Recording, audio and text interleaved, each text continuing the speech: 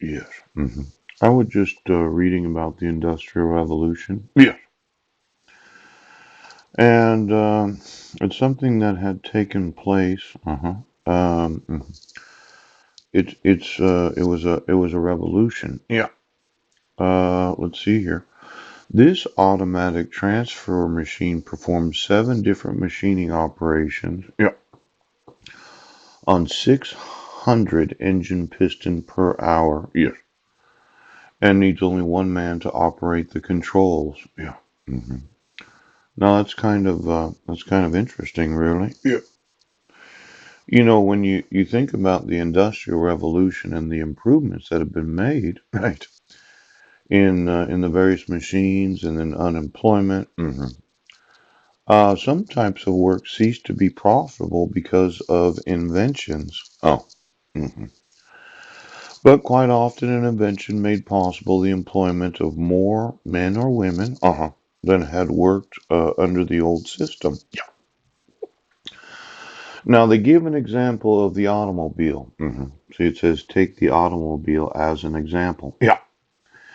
In 1900, the horse and carriage industry employed about 1 million men. These men lost their jobs with the invention of the automobile, but the manufacture of cars gave work to them and to many others. Men went to work not only in the automobile plants and in the garages and filling stations, but also in the steel, rubber, petroleum, cotton, and glass industries. Gave new work to farmers, bus drivers, and salesmen. At least 10 men now have work for every one that lost his job in the horse and buggy industry.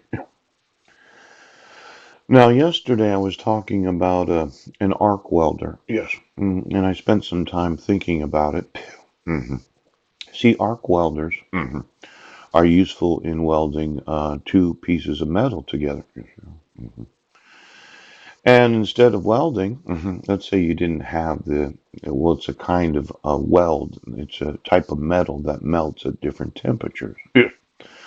Then when that metal melts, it puts a bead in that puts two pieces of metal together.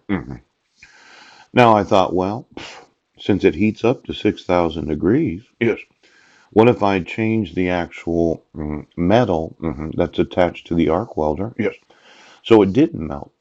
It just put the electricity into the metal itself.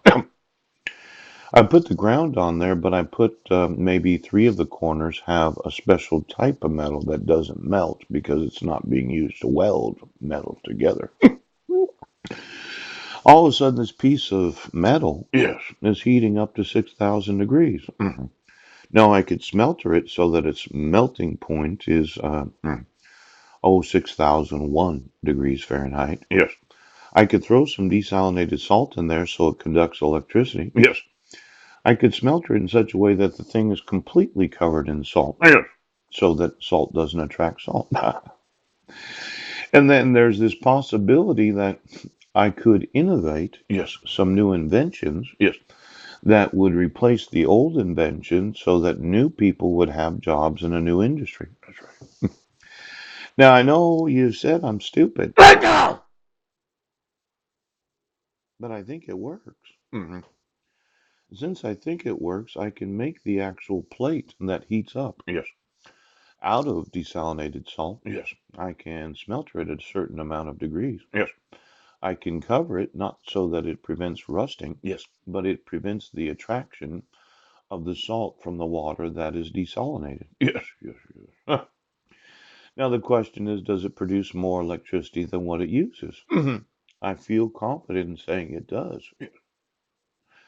Now, this morning I was thinking about getting a divorce. Yes. Did you know my wife did not serve me a dissolution of marriage? There was this thought that, well, I'd have to go to court and I'd have to pay to get a copy of it. Yeah. And my concern was you were intentionally committing the crime of theft. Yes. Because of the obligation of the petitioner to have to serve the respondent. So the respondent does not have to use their own money to receive from the petitioner. Yes. What the petitioner paid the court to give, the relief that was requested. Now, let's say it's I don't know, 20 pages. It's $10. Yeah. 50 cents a page. Ah! But you wanted me to pay for what the court should have obligated the petitioner give me. Yes. And in that way, Yes. you wanted to commit theft. Yes. See, when a court obligates the payment of anything unnecessarily, Yes. you wanted me to be taken, you wanted to take from me money that does not legally Yes. obligate Yes. me to have to pay. Ouch. Now, I wanted to get a divorce today. Yes. I wanted to live with another woman. Yes. I wanted to wake up in a bed with a woman that wanted to mother my children. Yes, you did. But you want me to pay for Yes. what the expense is of the petitioner Yes. as a customer, Mm-hmm. a client, and a litigant of the court. Mm. Now, this $10, Yes. that doesn't seem Not much money. is enough money for me to sue the court Right now. for theft. You're stealing people's money because of your refusal to obligate Mm-hmm. the litigants to pay their share of what is owed. Now, I'm going to have a difficult time marketing my new kind of metal that is smeltered from salt water Yes. that I put salt in Mm-hmm. that is covered in salt when it uh, when it hardens Yes. so as to make my desalinator. Yes. Yes. See, I had often mentioned that my wife, Yes. in her manipulation of the situation, is one of these that as soon as I make $1 million, Mm-hmm. she's going to say we're married. Oh, And as long as I was homeless, she had no reason right now. to want to say that. See, it benefited her to say that she was Ms. Budnick Yes.